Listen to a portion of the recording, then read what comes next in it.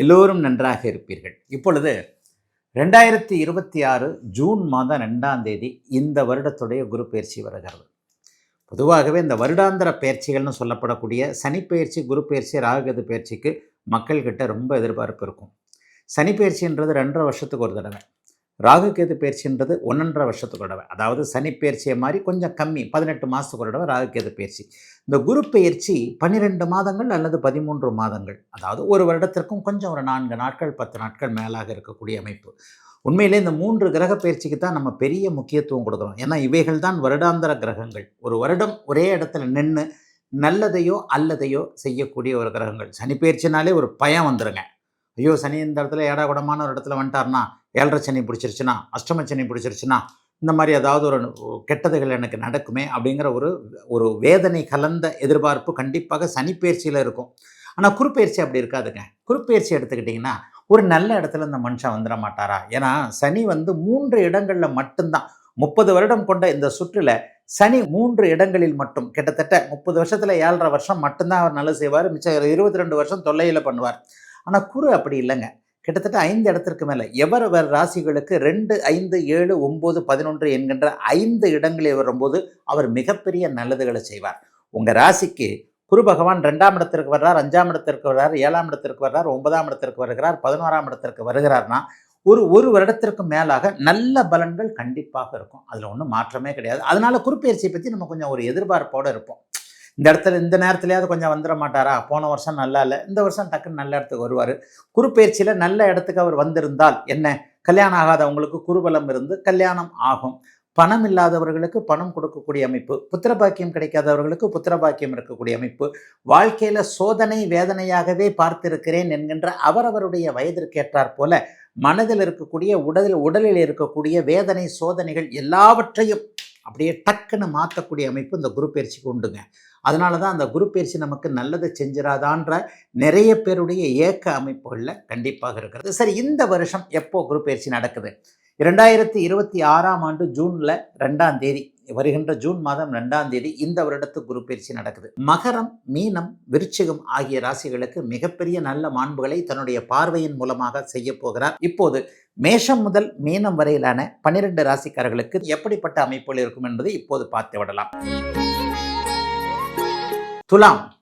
துலாம் ராசிக்காரர்களுக்கு மிக உன்னதமான குரு பயிற்சியாக இந்த குரு பயிற்சி அமையும்.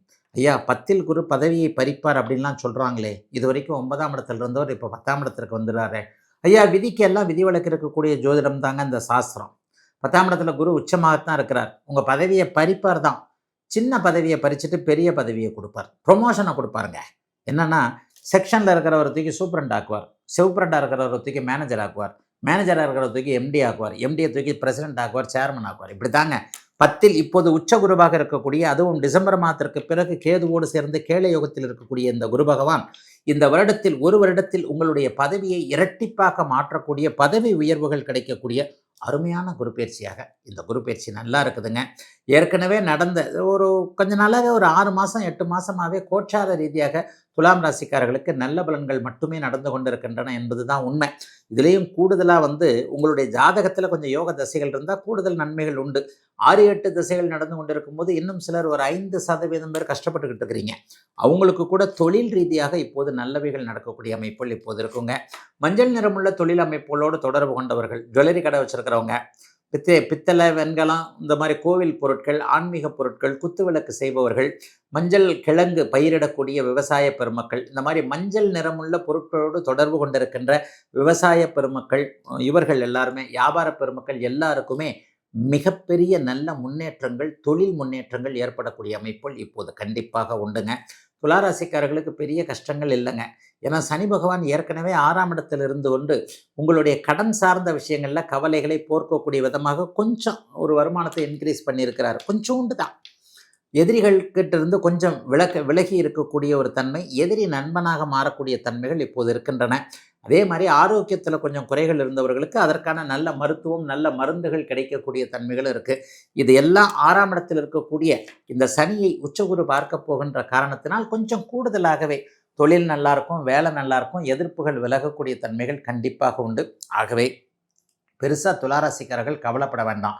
துலாம் ராசிக்கார சகோதரிகளுக்கு கணவர் பேரில் இதுவரைக்கும் இருந்து வந்த கவலைகள் விலகக்கூடிய தன்மை, குழந்தைகள் சார்ந்த விஷயத்தில் நல்லவைகள் நடக்கக்கூடிய ஒரு அருமையான யோக அமைப்பு, வீடு வாகனம் சார்ந்த விஷயத்தில் நல்லவைகள், அம்மாவை பற்றி கவலைப்பட்டுக்கிட்டு இருந்தவங்க, அம்மாவுடைய உடல்நிலையை பற்றி கவலைப்பட்டுக்கிட்டு இருந்தவங்க, தூர இடத்துல இருக்கிற அம்மாவை கவனிக்க முடியலையே நினைக்கிறவங்க எல்லாருக்குமே அது சார்ந்த விஷயங்களில் நல்லவைகள் நடக்கக்கூடிய அமைப்புகள் கண்டிப்பாக உண்டு.